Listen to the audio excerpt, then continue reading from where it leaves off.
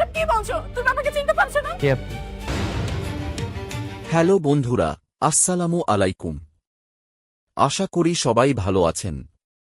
আজকের ভিডিওতে আমরা আলোচনা করব মেয়েকে উদ্ধার করে হাসপাতালে ফিরে এল শেহজাদ খান, দুনিয়া টাকার গোলাম 17।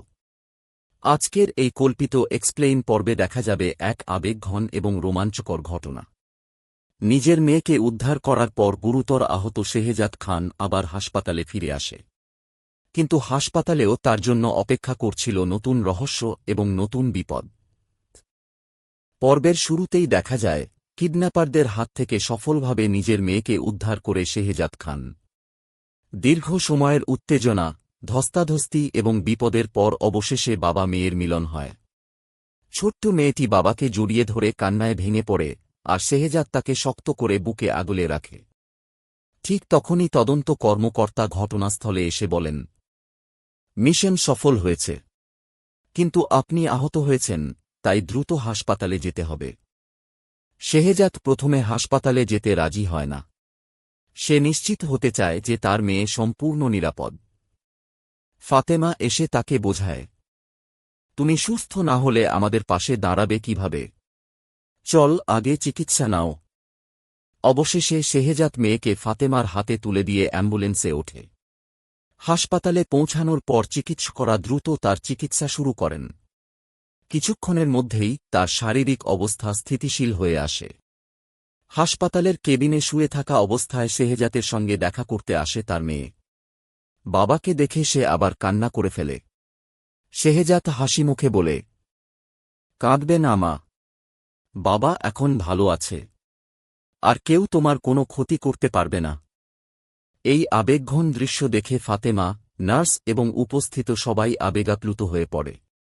অন্যদিকে তদন্ত কর্মকর্তা হাসপাতালে এসে নতুন তথ্য জানান। তিনি বলেন, যাদের আমরা গ্রেপ্তার করেছি তারা জিজ্ঞাসাবাদে গুরুত্বপূর্ণ তথ্য দিয়েছে। মনে হচ্ছে এই অপহরণের পেছনে আরও বড় একটি চক্র কাজ করছিল। শেহজাদ সঙ্গে সঙ্গে বলেন, যত বড় চক্রই হোক, এবার কাউকে ছাড়া হবে না। আমি পুরো সত্য প্রকাশ করব। এদিকে দাউদ খান খবর পেয়ে বুঝতে পারে তার পরিকল্পনা একের পর এক ব্যর্থ হয়ে যাচ্ছে। সে নিজের সহযোগীদের সঙ্গে নতুন ষড়যন্ত্রের আলোচনা শুরু করে। হাসপাতালে থাকা অবস্থাতেই শেহজাদ তদন্ত কর্মকর্তার হাতে কিছু গুরুত্বপূর্ণ তথ্য তুলে দেয়। সে জানায় তার স্মৃতিতে ফিরে আসা কিছু ঘটনা পুরো মামলার মোড় ঘুরিয়ে দিতে পারে। তদন্ত কর্মকর্তা বলেন, আপনার এই তথ্য আমাদের তদন্তে অনেক সাহায্য করবে। খুব শিগগিরই আমরা মূল পরিকল্পনাকারীর কাছেও পৌঁছে যাব।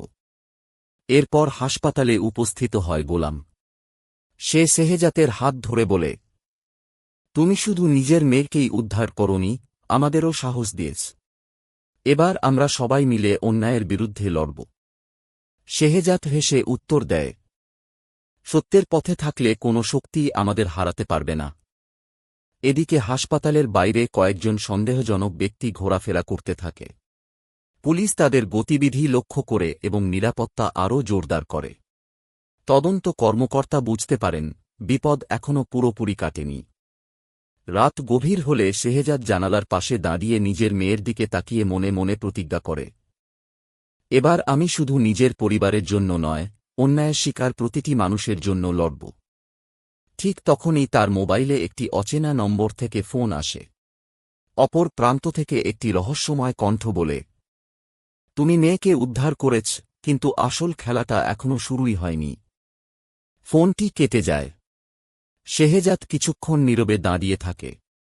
তার চোখে এবার আর ভয় নয়, বরং সত্যের জন্য শেষ পর্যন্ত লড়াই করার দৃঢ় সংকল্প ফুটে ওঠে। এই রহস্যময় দৃশ্যের মধ্য দিয়েই শেষ হয় দুনিয়া টাকার গোলাম 17 এর আজকের কল্পিত এক্সপ্লেইন পর্ব। ভিডিওটি ভালো লাগলে একটি লাইক দিন, বন্ধুদের সঙ্গে শেয়ার করুন এবং এমন আরও নাটকের রিভিউ, এক্সপ্লেইন ও আপডেট পেতে আমাদের চ্যানেলটি সাবস্ক্রাইব করে পাশে থাকা বেল আইকনটি অন করে রাখুন।